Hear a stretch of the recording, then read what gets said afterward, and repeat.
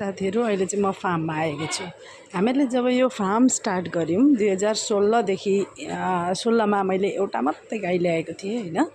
हामी दुवै मिलेर हामी दुईजना दम्पत्नी भनौं न स्वामी स्त्री दुईजना मिलेर एउटा गाई ल्यायौं। गाई ल्याएर त्यसलाई हेर्यौं।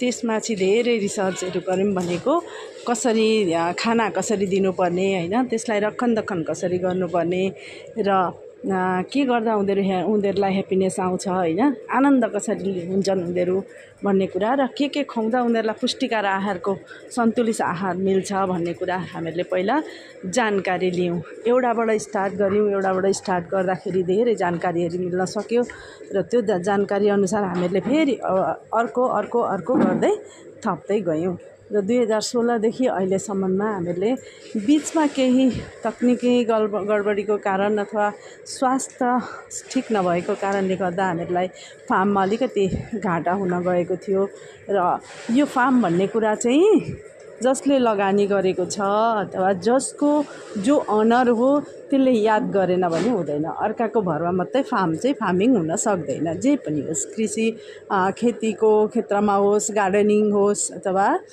गाई पालन बाख्रा पालन जे पनि होस्, यसमा चाहिँ हामीले आफूले हेर्नुपर्छ र हामीहरुकामा चाहिँ अहिले बाख्रा पनि यसरी राखेका छौं हैन। बाख्रा छन् र गाईहरु पनि छन्। साथीहरु यस्तै छ, फार्मिङ गर्दाखेरि आनन्द आउँछ। पैसा मैले बिहानको भिडियोमा पनि भने तपाईहरुलाई पैसा ठुलो कुरा होइन। आफूलाई आनन्द कहाँबाट मिल्छ, कसरी आनन्दित हुन सकिन्छ त्यो कुरा अपनाए भने मान्छे सुखी हुने जरिया नै त्यही हुन्छ भन्ने कुरा मैले बुझे।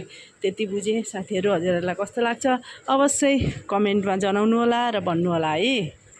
Thank you so much.